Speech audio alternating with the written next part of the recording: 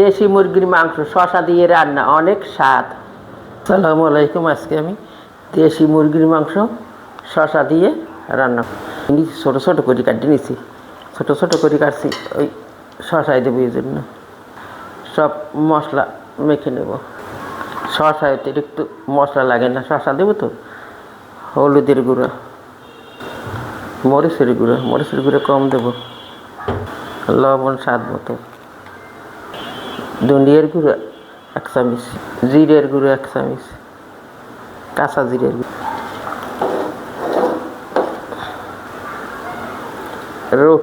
রসুন বাটা 1 টেবিল, আদা বাটা 1 চামচ,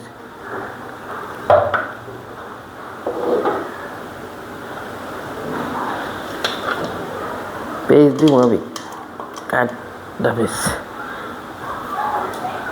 কয়েকটা কাঁচামরিচ,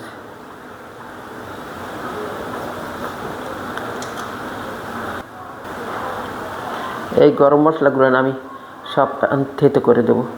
এই গরম মশলা সব কিছু ইতে দিছি, আমি নেই থেতে করে দেবো। দিলাম, তেল দিয়ে দেবো 2 টেবিল চামচ। এখন আমি হাতে মেখে নেব। বিসমিল্লাহির রহমানির রহিম। হাতে মেখে নিলে অন্তত 6-7 মিনিট এইভাবে আমি হাতে সব মশলা মেখে নেব।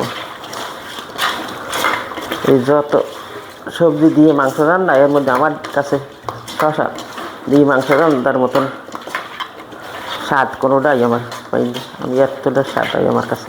সবাই তো আর একরকম না।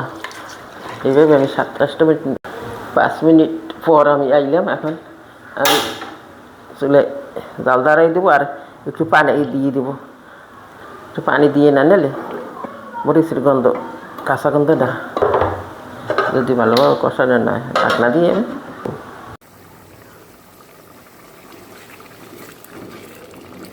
মাংসটা একটু পানি বেশি দিছি, আমি এই দিয়ে সিদ্ধ করে নেবো।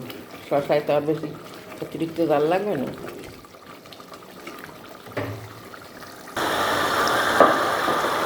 মাংসটা তেল ছাড়িয়ে দিয়েছে।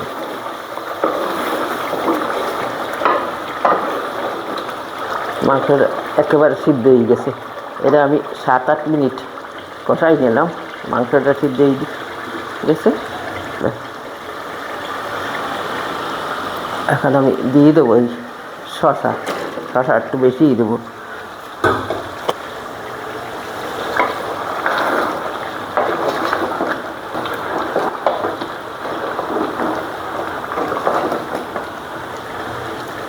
দিয়ে দেবো গরম পানি।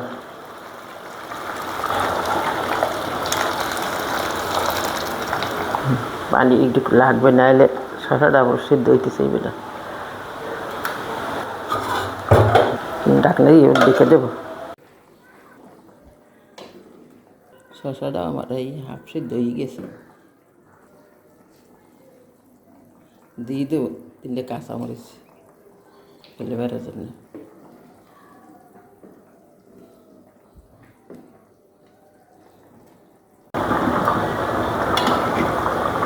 সিদ্ধ সুন্দর এভাবে রান্না করলে শসা দিয়ে দেশি মুরগির মাংস অনেক স্বাদ লাগে। এখন দিয়ে দেবো 1 চামচ টালা জিরে। এর সাথে আমি এলাইচও টালিয়ে গুঁড়ি করিয়ে দিই।